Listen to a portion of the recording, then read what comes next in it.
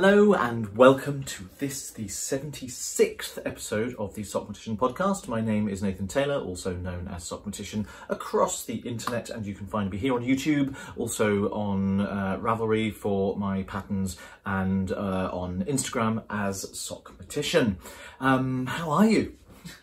It's been a while since I've seen you, and I've missed you really. I've been doing a lot of knitting in preparation for my book coming up, the Sockmatician's double knitted brioche ebook, which will be coming to you very soon, I guess. I say very soon, I mean, I'm hoping it will be at some point around the end of June. That's the plan. Things may need to shift a little bit. I'm doing the whole thing myself, but let's talk about that in a minute. Let's go back to my introduction and talk about number 76. 76 is, in number theory, I'm persevering with this. It is true that nobody is telling me they're enjoying the numbers stuff. A lot of people are baffled by it, but let's talk about numbers for a little bit. 76 is a Lucas number. Lucas was a mathematician who came up with a sequence of numbers. You know the Fibonacci sequence. If you don't know anything at all about numbers, you might be interested to learn about Fibonacci. It's a sequence that appears a lot in nature. In terms of ratios, it's sort of the golden ratio is a spiral which works sort of a little bit like a snail shell, and the angle of the spiral and the numbers all within it are the golden ratio, which is about 1.618 and onwards. It's one of those numbers that has an infinite decimal expansion with no repeats, so like pi. It's called I, it's the golden ratio. It's the reason why I sit here on my screen. Actually, genuinely speaking, it is the reason I sit here on my screen and not here in the centre. Here in the centre is kind of weird. I sit a little bit off centre. It's about a third of the way across. It's the ratio of the distance between here and here, and here and here. These two distances are approximately 1.618 and on, and that is the golden ratio, and it's used a lot in photography. I digress, but it's coming, I tell you. So back to Lucas, through Fibonacci, the Fibonacci sequence upon which this ratio is based is a sequence of numbers that starts with 1 and then 2. Is that right? Yes. No, I think it does start with 0. Am I right? Well, I'll check this and I'll put the information on the screen. I believe it starts with 0, and then the next sequence number is 1, and then you add those two together and you get 1. That's right. And then you add the 1 and the 1 together and you get 2, and you add the 1 and the 2 together and you get 3, and you add the 2 and the 3 together and you get 5. So we're not just counting, and we get the 3 and the 5 together and you get 8. So each number is the sum of the previous two numbers in the sequence, starting with 0 and 1. So you could say when you get from 1 and 2, that's when you really kick off, because you've got 3 and then 5, then 8, then 30, and it goes upwards like that. Now, the Lucas sequence of numbers is very similar to the Fibonacci in terms of its rules. It just starts with two different numbers. Instead of starting with 0 and 1, or depending where you start, 1 and 2, it actually switches the 1 and 2 over and starts with 2 and 1. So it's not 1 and 2, it's 2 and 1. I know they're the same two numbers, but in order, that makes a big difference, because 2 and 1 is still 3. But unlike Fibonacci, which then you're adding 3 and 2 together, here you're adding 3 and 1 together. So you're getting 4. This is bamboozling, isn't it? I'm going to try and do some crazy graphics to illustrate all of this. So the Lucas sequence is 2 plus 1 equals 3. 1 plus 3 equals 4. 3 plus 4 equals 7. 4 plus 7 equals 11. 7 plus 11 equals 18. And so it goes on up, and you get to 49, and then whatever that is, and then the next one is 76. I'm not entirely sure why there needs to be a sequence like that. Because you could think to yourself, I know, I'll start a sequence called the Taylor sequence or the Sockmatician sequence, and I'll start with 99 and -7. And you just think, well, I'm going to get a sequence out of that, but why does it need to be a sequence? What does it? I don't know. I'm not a number theorist. Maybe some of you number theorists could write in. Actually, for once, I'm saying do write in rather than don't write in. Maybe you could write in and let me know what is the purpose of sequences like this, which subvert something which happens in nature. Is it just because they can and they exist, so therefore they might as well have a name? I don't know. Or if there is something in the world of mathematics that makes the Lucas number sequence useful rather than just existing. Not only is it a Lucas number, it also got my notes over here, it is also an automorphic number. I know, automorphic. Now, automorphic is, I'll read it off Wikipedia, let me get you, because I've read it, I don't understand it. But while we're doing 76, I may as well say it. So, in mathematics, an automorphic number, sometimes referred to as a circular number, and by that I think they mean a little bit more than just 0, which is also a very circular number, is a natural number in a given number base B whose square ends in the same digits as the number itself.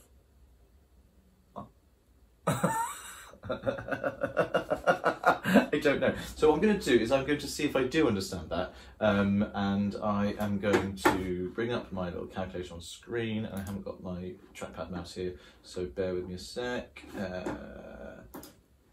Because if I square 76, I'll assume that whatever it ends in will be the digits 7 and 6. Let's see if that's what it is, shall we? Calculator.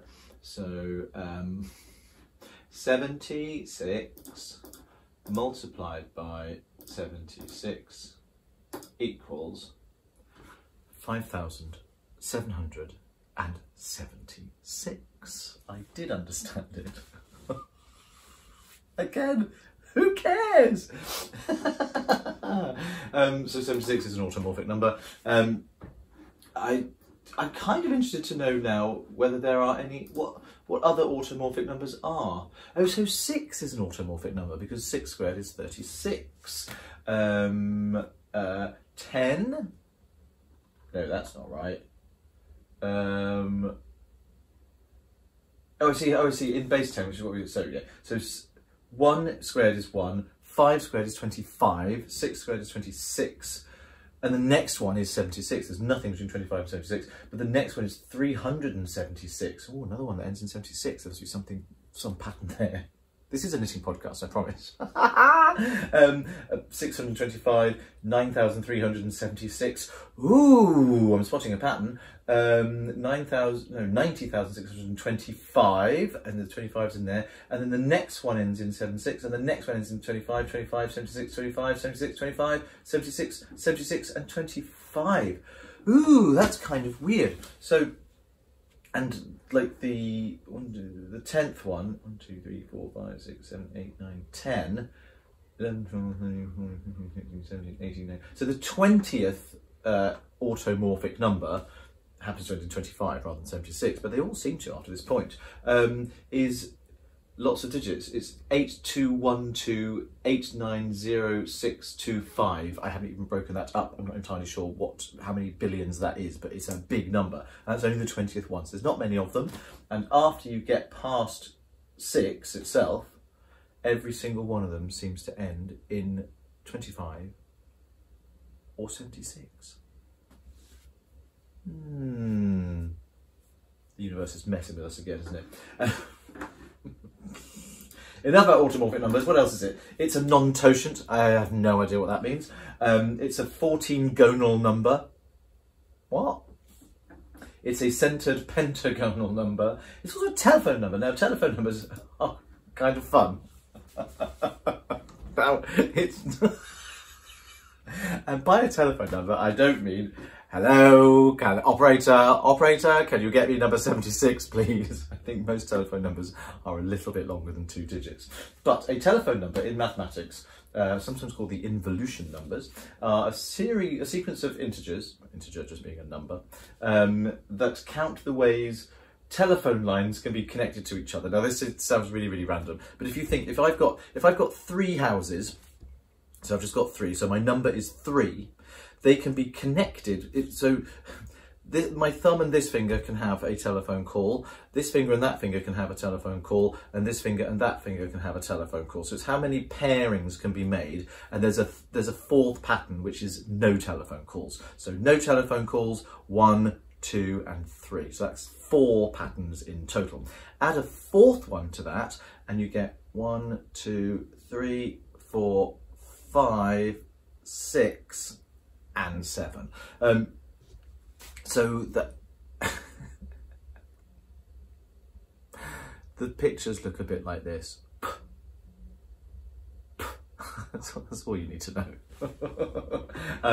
I like a little bit of number theory. I really do. You are listen, don't judge me. I've had enough of that over the last 8 months. You are watching the podcast of Sockmatician. The matician part comes from mathematician. I'm learning this stuff as I'm sharing it with you. This is kind of, I knew none of this before 5 minutes ago, but I think it's kind of fascinating. What else do we know about these sorts of numbers? So it's an Erdős Woods number, since it is possible to find sequences of 76 consecutive integers such that each inner member shares a factor with either the first or the last member. What? I don't know. I don't really have to think about that to try and understand that. It's one of two-digit numbers whose square and higher powers end in the same 2 digits. So it's not just an automorphic number, the other one is 25. So we've already worked out there's a relationship between 25 and powers of, so either 76 to the power 2 to the power 3. Ooh, let's get back to my calculator, let's see. 76 to the power 3 would be 5,776 multiplied by 76, which equals 438,976. Ooh, 76 is more than just automorphics. It's not just about the squares, it's about all powers. Let's multiply that by 76 as well. Yeah. 333,62176. That's really kind of spooky, isn't it? It's also the number of trombones. 76 trombones led the big parade with 110 cornets right behind. They were followed by rows and rows of the finest virtuosos, the cream. And so that's from the Music Man, obviously, 76 trombones. It's also the number of the house that I grew up in a road called Oakfield Road in a little Oxfordshire town called Carterton. I don't live there anymore, neither do any of my family. Don't go staking out the premises.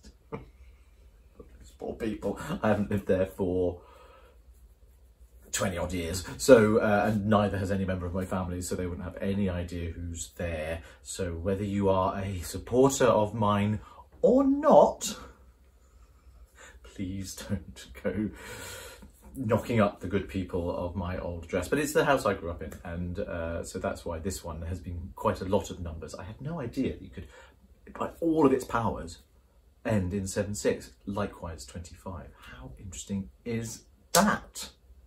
Clearly not enough. Let's go on with what I've been doing. So since I have been, I'm just going to put up something else on my screen that I want to refer to. Since I last saw you post Iceland, I've been doing various different things. So one of which is I have started teaching again. Now, I'm really, really happy about this. I really do enjoy teaching knitting. I really, really enjoy not teaching people how to knit. I've got a book out that does that. But that's never been my passion. I have never really, actually, apart from in the book Guys Knit, I've never taught anyone how to knit. I teach people how to do more advanced things, mostly around the subject of double knitting, obviously, because that's who I am. I am the Dark Lord of double knitting. And it's got, so it's Dark Lord, we've got a capital D and a capital K, and it makes it kind of funny. I really, really enjoy sharing all the stuff that I've learnt about double knitting, and a lot of the stuff that I have learnt, I haven't learnt from anybody else. It's stuff that I've learned from figuring it out. I've seen it on my needles, in my hands, running through my fingers, literally. Or it's stuff I've had to figure out if I thought, well, I wonder if you can do this in double knitting. Well, the answer is always yes, you can. You just have to sometimes figure out what goes where to jab the needle in, and where the yarns need to go. And I love nothing more than being able to share that information with other people. I really miss getting really deeply involved with a class of people who really want to learn knitting in the way that I want to teach it. And I want to teach it on an in-depth level. When I teach my Knit Nerdism class, it's a class, it's literally, it's 3 hours, it's just me talking, there's no practical knitting apart from a few people might want to sort of say, well, look at this, you know, have some knitting in your hands so you can see what I'm talking about, but you're not actually learning anything new. I'm just getting people to really understand their knitting on a sort of subatomic molecular level. And I start to see people's eyes glisten around the room as they realise the practical applications of what I'm telling them, the reasons why it's good to understand what you're doing, not just blindly follow instructions. I am starting teaching again, partly because I'm done hiding, partly because I don't want to miss out on the ability to share what I love so much in a positive way with people who want to love it as much as I do. That's really, really important to me, and I want to carry on doing that. But it was so lovely. So Danny, you know who you are. I won't mention you by name in case you get into any problems there, but Danny is one of the first people I ever taught a double knitting class for, when it may even have been my first ever class. I can't remember if it was I think it was my first ever official class. And it was at her home, and it was a private group of friends, and they brought me in, and I didn't know what I was doing, and I barely learnt anything at all about the, excuse me. Oh, there we go. Hadn't learned anything at all about the stuff I now know about double knitting, so I was just doing the basics, really, the mechanics of it. And it was a group of people that I had got to know through a knitting circle that I was part of back along. And so it was so cyclic and serendipitous and felt exactly right, therefore, when Danny contacted me again a few months ago, after all of the poo storm had gone down last year, saying, we'd really love to have you come back and teach. It'd be mostly the same group of people. And it was back at Danny's house. And it was just lovely, because it felt like another first again. After this period of exile, it felt like a first where I was able to go back, see some familiar faces. I taught my Knit Nerdism class, so I've developed as a teacher, I've developed as a human being, and I've developed as a knitter a lot since 7-8 years ago, whenever it was, when Danny first invited me around to teach the same group of people. Oh, it was lovely. It was absolutely lovely. So thank you to Danny mostly, and to everybody else who attended. It was a great fun class. We had a right rollicking good time. But interestingly, it made me realise that while it might still take a fairly brave person to want to publicise that they are professionally connected with me, I see no reason for that to be a barrier to me teaching. At around the same time as all of this, 3 other people have contacted me and asked me to teach professionally again. One is a shop, one is in a place in Belgium, one is a place in Germany, and I've said yes to all of them. So I don't necessarily anticipate doing a lot of public appearances. Those I will, because those are people that are very special to me. But what I am proposing is this. If you would like to have me come to teach privately, so either at your house or at your local knitting shop, but not necessarily officially organised through the shop, but maybe you could get in touch with me and say, we'd like to reserve you for this date, and then you just go and you invite your friends, and together you club together and you cover the fees for my travel and the class itself. And And then there's no need for that to be public knowledge, which doesn't put you at risk. There's no need for it to be public knowledge, so it doesn't put me at risk. It doesn't cause any nastiness. Then you know exactly who's going to be walking through the door so that I can feel safe and not vulnerable. All of those kind of things. It's annoying, right? It shouldn't have to be like that, but I am not done. And there's so much more that I want to achieve and so many things I want to share with people, because I've worked out quite a lot of interesting stuff and I really want to be able to share that with the world.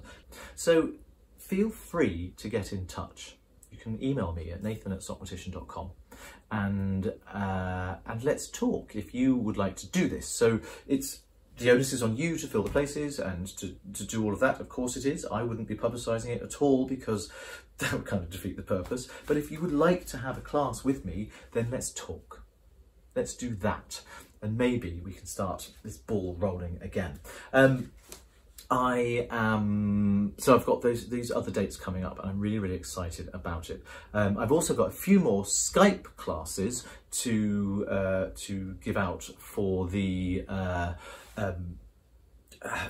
rewards, for the rewards for the people who pledged a certain reward level for the ebook. And I've done one and it was so lovely. Emily, hello, I hope you're watching. We had such a laugh doing it. There's a couple more coming up in the next couple of weeks. We had such a laugh doing it. It was a 90-minute class and we learned double knitting, didn't we? I mean, it was absolutely fine. So on a one-to-one basis, if anybody also, I'm thinking of now opening that up as well, because obviously I don't do the traveling that I used to do. So I'm not going to the places around the world that I always was. So if you would like a one-to-one class with me, let's talk about that as well. So email me again at nathan@sockmatician.com and I can discuss the fees with you and stuff like that, and we can make this happen. So if you have always wanted to take a class with me and missed the opportunity, or you live in a place that I've never travelled to and may not be likely to travel to in the near future because time is short, it would be difficult for me to teach a group class. I could do my Knit Nerdism class, for example, but it would be difficult for me to teach a group of like technique stuff, because I think it would be, I like to get really stuck in. I like to be able to really sort of guide people's fingers sometimes and push with my hands so they know exactly what their movements feel like. And clearly on Skype or something like that, that's not something I can do. But you never know. It may be that I could do some webinars and things like that. So there's plans afoot. So that was really lovely. Oh wow. Oh no, it's fine. I saw something in my diary. I thought I missed an appointment. Actually, it would have been one of these classes I'm talking about. I was like, I was looking at the wrong month. It's all good. It's all fine. So that is what I've been up to recently. I am also, do you remember on Instagram last November, I did a mysterious singing telly thing? Well, it's come back round again. This mysterious singing telly thing is still something I can't talk about, but it's having another bit of life. There's another workshop, and we're presenting it to a different group of people to try and get this format for a new TV show. It's not a drama, but it has a lot of singing in it. It's not a musical, like a story-told musical. It's something completely different. It's really, really interesting. So I've done one day with that this week on Tuesday, and I've got 2 or 3 days on it next week as well. And it's really, really, really fun. It's really silly and really fun. It's just me and my friend Laura sharing a couple of microphones. There's a band behind us and there's other things. That's our little unit. We're not the main thrust of the thing. There's the main stuff that's going on. I still can't tell you about it, so I'll have to sort of pause this, but that's what I'm doing as well. And it feels nice to be back in that game again. I've really missed my performing career, and it's been a big week, really. I've got a new agent. I've been with my previous agent since 1997, and apart from 5 years off for good behaviour in the middle, when I had a little sojourn with another agent which didn't work out at all, and they very graciously took me back. My agent, I've adored them, but over the last few years, things have just sort of, our relationship has reached its natural end. There's no animosity, there's no enmity there at all. It just wasn't working for either of us anymore, and nothing was happening. As you know, I haven't been in any theatre shows or done anything like that for a while, and that's been part of the problem. But in terms of blame, there hasn't been any, because while I was so busy with the knitting side of things, I was happy to let my acting sort of gently slide a bit because I wasn't available for stuff. But now I am, and now I really think, yeah, well, I'm still young enough to be out there doing this stuff. I want to be out there singing and dancing and performing and being me. Now, not to annoy anybody in the knitting world, oops, but not to annoy any of my supporters in the knitting world. While it is true that knitting is what I do, singing is who I am. I've always felt that, and I really, I want to do more. I really love performing. It is very much a part of my DNA in lots of respects, so I want very much to do that. So I found a new agent. He's a very, very lovely chap. We've only actually met on Skype, but I sort of feel I know him already. We had a long chat. He was already aware of who I was from, he watched my wedding, Our Gay Wedding, the musical, and okay, so there are a lot of people who have joined this channel recently, and you may not know this. I am a musical theatre performer. I've done 11 West End shows, and that's, but not for a little while, but 6 years ago at the end of this month, my husband and I married each other in the form of a film musical for Channel 4, which we were nominated for BAFTA for, because we wrote our entire wedding ceremony as a film musical, and there it is. So he had seen that. So he knew who I was, and he has taken the plunge and said, yes, I'll represent you. I'd like to work with you. brave man. And so we're embarking on a new relationship there. And I've only just tied things up with my previous agent, and it's really sad. I haven't had a chance to go in and see them yet, and I desperately want to. I want to give them a big hug and some chocolates and say thank you for 2 decades of fun and lovely relationship and friendship. And it's so hard, because it's like, thank you and goodbye. I don't ever want not to be part of their lives, but I won't be on their books anymore. But it's really exciting. So I'm really looking forward to hopefully starting auditioning again. I've already had 1 audition for something and didn't get that job already. But that is part of the course as an actor. I'm not going to be telling you when I have auditions, because I don't want people going, well, did you get the thingies? I don't tell my family when I've had auditions. Sorry for anyone who's listening. I know. I'm not even going to say what it is, so don't ask me. It's all in the past. I'm very used to not getting jobs. Sounds like I'm rubbish at what I do. It's just a numbers game. You do a lot of auditions as an actor, and you get 1 every now and then. If you're lucky, it'll be often enough to be in regular work. But so the few rejections that you do encounter, you have to toughen up, and you have to sort of get used to that. And I always like to think that if I'm walking through the door to audition, I believe I'm good enough to get the job. I can't dictate whether I'm right for it or not. So if they've got a certain idea of what's right, when I walk through the door and I'm not it, doesn't matter how brilliant I might be, I'm not going to get the job. But if I walk through the door and I look exactly like what they're looking for, you may have noticed that there is a change of hair. Well, that was all because of the other audition. I didn't want to walk in there with the mohawk and give them a reason not to hire me. I've already got this, and that's dangerous enough. I can't yet flip it up because I need to get a bigger ring in it, but it's not fully healed yet, and because the 2 balls at the bottom are too close together and my septum is too wide. I have done it a couple of times, but it's really painful. So what I want to do is get a slightly larger ring in there, one that I can turn up inside my nose very easily and hide it without any problems at all, should I need to. That's the plan, but it's not fully healed yet. It's about 8 weeks, but they said 3 to 4 months before it's fully healed, and I can start sort of pulling the ring out and doing other things with it. Sorry if it's squeamish, sorry about that. So that's been going on as well. So it's all change here. I'm really, I'm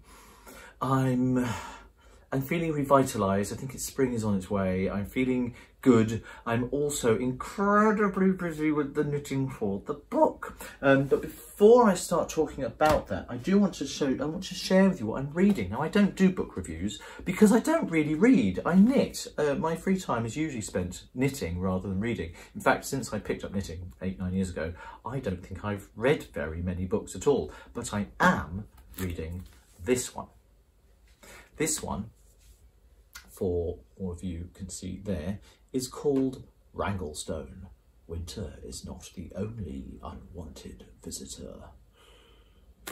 Raggle Stone is a post-apocalyptic zombie adventure with the two central characters in the story both happen to be gay men. And it's young adult fiction, so it's aimed at sort of late teens, early 20s, I guess, mid to late teens, early 20s. It's beautifully written, and the reason I'm reading it is not because of the name Raggle Stone. I think that's a really great title. It's not because the cover is beautiful. It's not because of the subject matter even, although I knew it was a gay story going in, but it's not because I love zombies. I've never read a zombie book in my life. It's because of these two words here. Darren Charlton, who wrote the book, is a very good friend of mine. And there he is at the back there, there's Darren. I've known Darren for 10 years or more. He's a very close friend. And this is his first novel. How exciting is that? Out in paperback now. It came out last month. And you can order it online anywhere that sells books. And it's Raggle Stone by Darren Charlton. What's lovely about it is it really is, it is a gay story. It's a beautifully told young gay romance. But for once in fiction, the fact that these two characters are gay is not the issue. It's not their issue, it's no one's issue. They just are in love with each other. And it's perfectly accepted. It's a world where that's not a problem. And it's really lovely to see that as a marginalised group of society. As a gay man myself, as a man living with HIV, I understand what stigma is like. I grew up in a world that wasn't that far after the decriminalisation of what it was to be me. I understand this kind of stuff. I've been spat at, I've been punched for being who I am. And it's lovely to enter a world where that is not the issue for these two characters, Pete and Cooper. It's lovely, really lovely. There's lots of twists and turns. There's some beautiful turns of phrase in it. In fact, one of them, which really made me think about stuff. I'm trying to see if I can find the exact quote on page 220. This is so beautiful. Nothing keeps a monster alive in people's hearts more than their ability to see only that which is different. Nothing keeps a monster alive in people's hearts more than their ability to see only that which is different. And he's talking about zombies, but he could be talking about anything really. Lovely. And there's some beautiful imagery in here, and it's really lovely. So if you like a good zombie flick, Raggle Stone is for you. Well done, Darren. I'm so proud of you. Anyway, so let's talk about the ebook Sockmatician's Double Knitted Brioche. So I'm getting quite a lot of people on Instagram who are a little bit confused. Now this is partially because I've been keeping stuff under wraps because this is also brand new, but partially because people don't understand that it is something new. When I talk about double knitted brioche, a lot of people are saying, well, isn't that just another name for two colour brioche? No, it really isn't. I know most of you know that, but I won't go into details here because that is the content of the book. But double knitted brioche is a completely different way of creating a completely different fabric which shares a lot in common with brioche, if that makes sense. So double knitted brioche, the structure of the fabric is subtly but crucially different from its traditional brioche cousin. The other two main areas where it differs is that whereas traditional brioche is worked one colour at a time on one pass, and then a second pass of the same row to work all the stitches in total. Double knitted brioche is a form of double knitting rather than a form of brioche. It's a form of double knitting that creates a brioche-like fabric. So you're working both yarns together. So you're working each row only one pass, so it's much, much quicker to work. And because it's a form of double knitting, it gives you 100% reversibility and reflection from one side to the other, should you desire it. There's lots of different ways you can do it, obviously, but not obviously, it's new. But it's a really, really fascinating technique. So for those of you who haven't seen, for example, here's one of the patterns from the book. This is the moon phase scarf. So because I know I've shown you this before, but for anyone who's new, because it is in the double knitting family, what you can do is you can transition, as you work across the rows, you can transition very, very easily from double knitted brioche into double knitting and out again without pausing for breath, which is really amazing. And then if I turn it over so you can see the back of this one, this is the blue side on the ribbing, and obviously we've got a blue crescent moon with the black shadow there in the moon phase, but I turn it over and everything is reversed. So we've got the mirror image and the reflection of the colours, the blue shadow there, the black crescent moon there, and this is the dark grey, the charcoal grey side of the ribbing. So going back to that side, we work all the way through to the centre moon, which is the half moon, and then we go all the way down to the shiny sliver, the new moon, and then the full moon there. And we've got different, you can switch the colours around, and here is the structure of the fabric. Might be able to see it more easily on that side. Oh, it's just beautiful, it really is. It's a lot denser in structure and in terms of how the yarn overs and the stitches play with each other than its traditional cousin. It does have a quite different aspect to it. It's much less lacy and much less diaphanous, and the row gauge is much more condensed. So there's lots of reasons why it's not just simply two colour brioche, and the fact that you can play in and out of these different techniques, rather like in this scarf here, which does have some double knitted brioche. These little bits here, you can't really see that, can you? I've shown this before, but this is mild garter stitch. This is called Chris stitch, which is like a kind of double knitted reversible linen stitch. This is double knitted brioche, and this is double knitted lace, and you can work your way across through any of these techniques because they're all in the double knitting family, whereas traditional brioche is not. Does that make sense? So, it's admission time. I haven't started writing the book yet. That scares me a little bit. It doesn't, because once I get round to it, it's going to flow out of me very, very quickly. I just need, what I wanted to do is do you know, I absolutely pushed that mute button earlier before we recorded, and I was so proud of myself for remembering to do it. I think it might already have been on mute, and I may have unmuted it. Regular viewers of this podcast will know that noise, bing, is a regular visitor to my podcast, and it always puts me off my flow, and I never know what I'm talking about as a result afterwards. And so I determined to remember to switch off that noise, and I very deliberately pushed the button. I think I might have inadvertently turned the noise back on. Idiot! So, where was I? Yes, I haven't started writing the book yet. That's okay. Once I start, it will flow and it will just happen. But I wanted to make sure that I had a real head start on working on the patterns for the book. Actually, do you know what? Stay there a second. I'm just going to work past my. I've got some things over here that I want to show you, which are all part and parcel of the book. Some new things as well. Here they are. So, I can't remember if I've shown these on the podcast or not. Some of them I have, but I wanted to show that I haven't been completely inactive. So the moon phase scarf is one thing, it has a long pattern. So the good news is, because the stitch gauge of double knitted brioche is so wide, like ordinary brioche, and because it grows really, really quickly. So you've all seen this cowl before. That's definitely going in the book, as is its matching hat, which is this one with the crown that just makes me want to weep. I love it so much. But this is the cowl that was the sort of the poster, the cover of the book. It may or may not be, I don't know.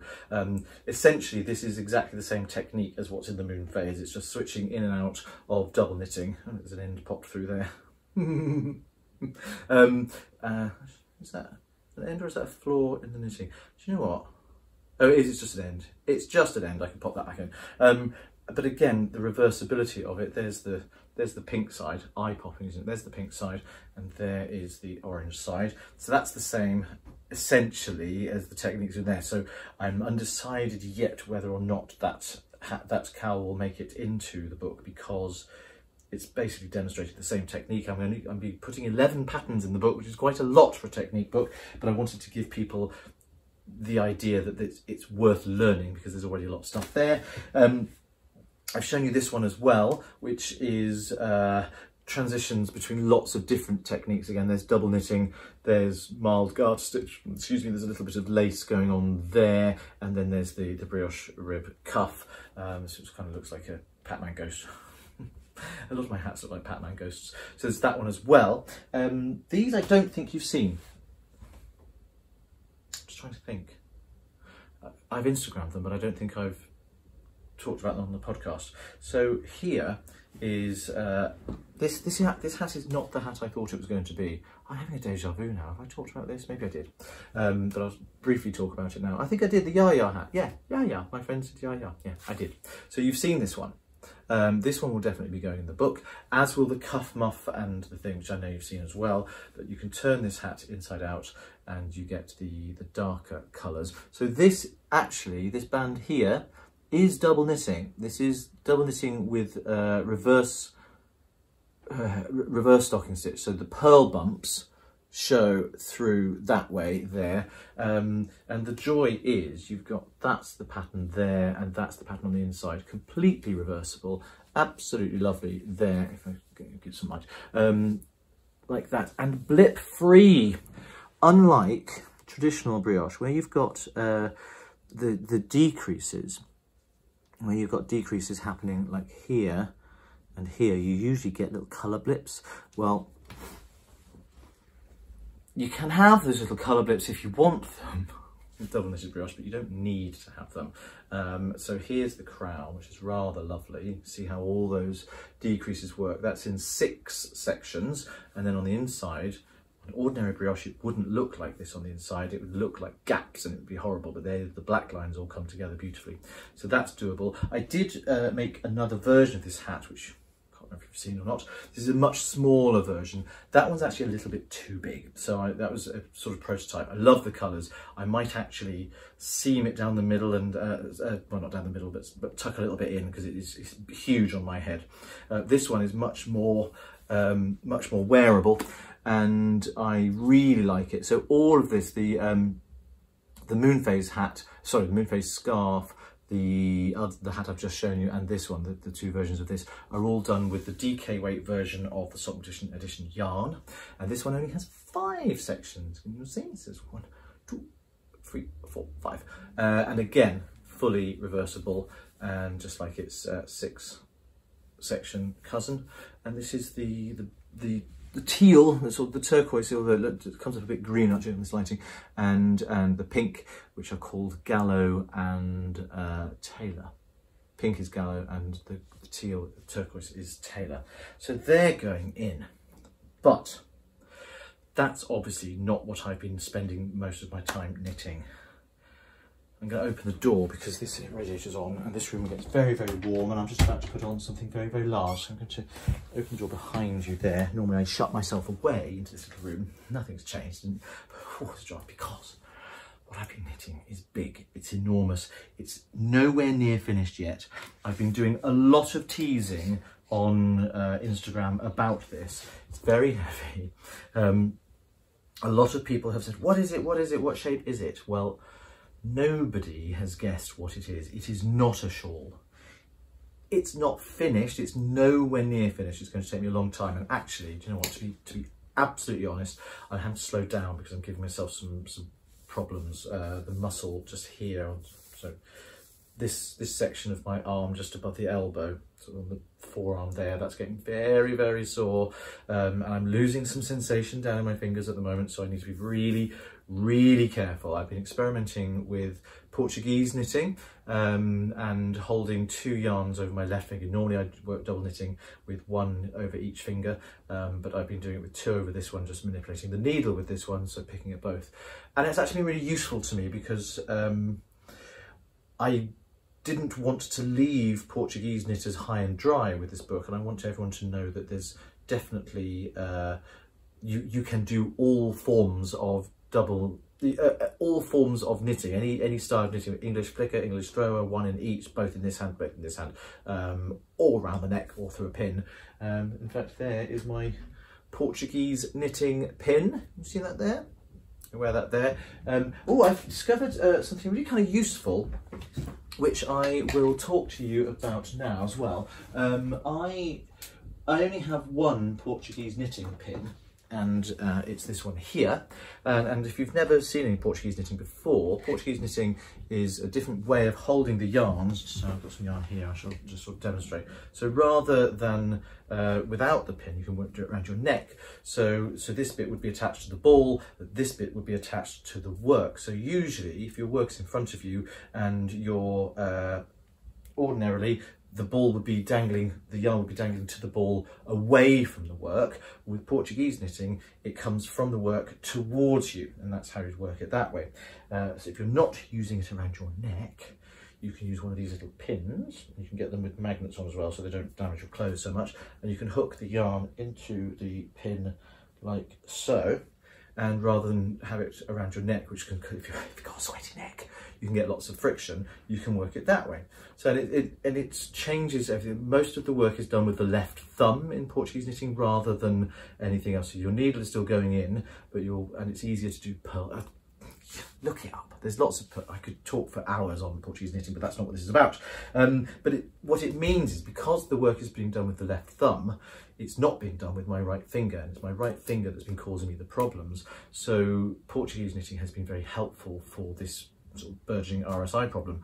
But because I have got 2 yarns, I've only got 1 pin, I needed to improvise. It just looks like that. Work like that. I needed to improvise, so I wanted one over here. I tried putting the 2 yarns onto the same pin, but that meant that the 2 yarns were approaching the work from the same place, and they were together, so they were twisting around each other like that.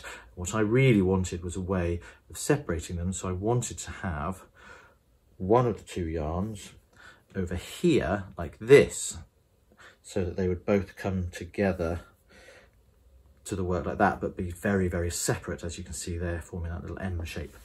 So I thought, how about 2 safety pins, because that is what I want. What I didn't want is I didn't want to like have a safety pin and then close it, because then that yarn would be trapped. If I wanted to move or put my knitting down, I'd have to be undoing the safety pin all the time rather than just unhooking it.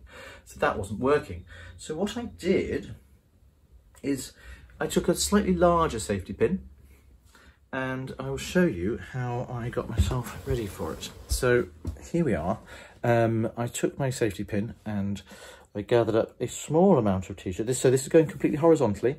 Gathered up a small amount of the t-shirt, and then I took my other safety pin, which was going to be the hook, left it open like that with the hook pointing towards you guys, away from me, and I put the pin through the head of the other safety pin, and then I gathered up another little piece there, so that trapped it, and then I close it like that, being careful not to stab myself with the open one. And what that does is it gives me this hook there. So if you want to do some Portuguese knitting and you don't have a pin, then you can do that there. So essentially what I now can do is I can hook that one over there, and I have got my 2 pins working together, and I can, and here's my work in the centre, with the 2 yarns coming from different directions, and I can still, whenever I want to, unhook them and go. So that's not a bad little alternative, I thought. So you just like take a little bit of material, then through the head of the pin, and then another bit more material, and that holds that one nicely like that. Huh? I was quite pleased with that. Useful tip: close the little dangling pin before you try and take it off. The amount of times I've gone like that, I've been stabbing myself with the finger, which is making myself bleed, which is not very much fun. These fingers need to be able to feel what they're doing. So back to what I have been knitting with it. It's not a shawl, it's not a garment, it is a poncho. It's a massive poncho. It's going to have 6 colours on it. At the moment, I'm just into the 4th colour, and they are, of course, the 6 original colours from my Pride Rainbow flag, all backed with a light grey, and it looks like this. So, excuse the ends. There's a lot of balls of wool in this, and oh, look at it! It's going to be glorious. So we've got the collar is all the dark red and the light grey. Then the yoke is the orange colour. So this is Montagne, and the grey is milk throughout. This is Montagne, and this is Chapel, the orange. The yellow is Garland, all from the Sockmatician edition range. But look, it's fanning out in this large flower shape. And I'm just going round and round and round. So I'm going to have so that's the depth of the yellow. So then there'll be the green section, then the blue section, then the purple. So it's going to be as long as my fingertips, essentially, as it fans its way out. And it is so snuggly and so warm. And let's have a little look here. So this is what might be the world's first piece of double knitted brioche lace. These increases here are made with yarn overs, so they're holes all the way through. So that's what's going on here. And the way I've worked it, in case the collar wants to ride up, look, you don't see but you still see the red. You don't see there is an inside colour, of course there is, but I changed colour there so that when you fold this over, this huge cowl neck, which because of the structure of double knitted brioche, really, it just wants to stand up. I haven't done anything to make it do that. You can tuck it under if you wanted to have it less. You could roll it properly. You could do anything you like with it. I like it just sort of sitting on its own merits because I love the way it splays out over there. But if just in case it peaked up, I didn't want to show the grey side under there, so I just switched the colours when I started knitting it. But look at it, it's so beautiful. These are centre double decreases down here. These are the lacy yarn overs, and it's just because of the maths, it sits completely flat on the floor. If you've got enough needles to, I've got some very long cables. Can you see how this is found? It's like an octagonal flower. That's not all. I love it so much. It's really warm. Oh my goodness, it's so super warm. This is going to be the coziest thing in the world, just to stick your head through and snuggle up inside. It's beautiful. But if I wanted to wear it the other way, rather than have the bolder colours of the rainbow on the outside, you can have it so that they're all on the inside, and the grey forms the bulk of it, but the colours are still there in the background, and you can wear it this way out as well. So it's much subtler, and still these beautiful lines of centre double decreases and the lacy yarn overs looking exactly the same, because double knitted brioche is 100% reversible. How about this? I feel like a big octopus. This is dream stuff. really, really dreamy stuff. It's going to be massive. As I say, it's going to come down to my waist. It's just going to envelop me, and I will probably live in it. To be honest, I like this way a lot. I don't. That's where I change balls. I don't know if I see myself wearing it this way, although you absolutely could and probably should. There's another end. So any of the flaws that you're seeing are just where the ends are poking out. But isn't it lovely? Blimey, I am absolutely in love with it. So let's show you. So it really is like, I look like one of those fan lizards. I'm disappearing into a gramophone. I think that's what this is.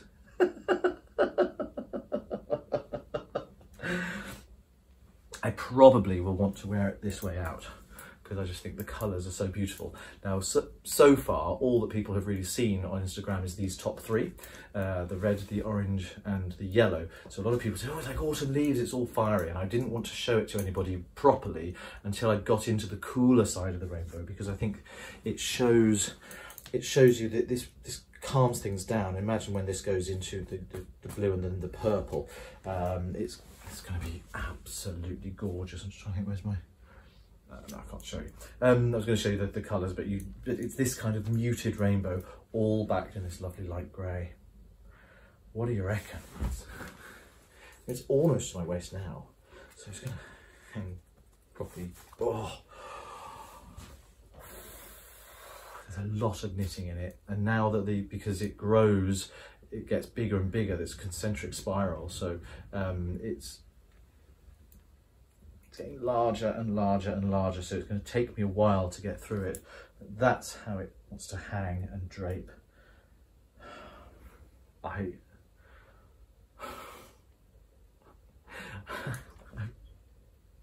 speechless. Now that never happens to me, never been short of a word or two, as you know, but look at it. I can't. It's DK weight yarn, it's knitted on 3.75mm needles. A lot of it, it's going to be really heavy. Yeah, yarn hungry. I don't care. I really don't care. This is worth the effort. This is worth having. And because the good news is, once you've finished the cowl collar and you've set up where the increases and decreases are, it's, as you can see, it just continues. There's nothing else going on. So it's literally work till this point, do the decrease, work to this point, do the increase. So you can stop it however big or small you want it to be. I could easily stop it here and have it like a sort of capelet thing. I won't. I absolutely could. If you didn't have enough yarn to finish, you could just go, yeah, great. I want to make sure I get all 6 stripes in, because these bands are going to be so lovely in the way they zigzag up and down with the stitch pattern. Really just melts my heart, and melting inside it now as well. But it's so lovely. Ben thinks at the moment I look like a medieval knight of the round table with my knitted, whatever this is called, cuirass or something. So that's what I've been doing. That's what I've been hurting myself. I'm hurting myself for you guys. Oh, I'm also strangling myself. It's lovely, and there's alpaca in this yarn, so it's gonna hang. It will pull quite long, I think. Again, I don't mind that. It's kind of self-blocking. But look at those colours all together. Imagine what they're going to look like when I get the blue and the purple in there as well. I haven't decided. I might also do a dark band, like the dark grey around the very edge, just to give it a proper, like maybe just 4 rows. It's a 4-row repeat. That's it. Keep going as long as you like. This podcast episode is already a bit longer than I was anticipating. I'm ridiculous. I said to Ben, I've only been knitting a pod show. I've got nothing to talk about. So I'm going to round off now, but I shall edit this and I shall get it out as soon as I possibly can, because I really want people to see this now. I was going to try and be really, really strong, and I was going to try and not tell anyone or show anyone what this actually was until it was finished. I've got no willpower. No willpower at all. Thank you so much for listening. Thank you so much for being part of my journey going forward. I really hope you want to stay with me because it means a lot to me to have your support. And while this podcast episode now genuinely is a finished object, remember, life is a work in progress. We are all works in progress. Just take life, everything, one stitch at a time. Thank you, my merry band of O-Sutters, and I look forward to seeing you on the next podcast, the 77th podcast episode, very, very soon. Take care, bye-bye.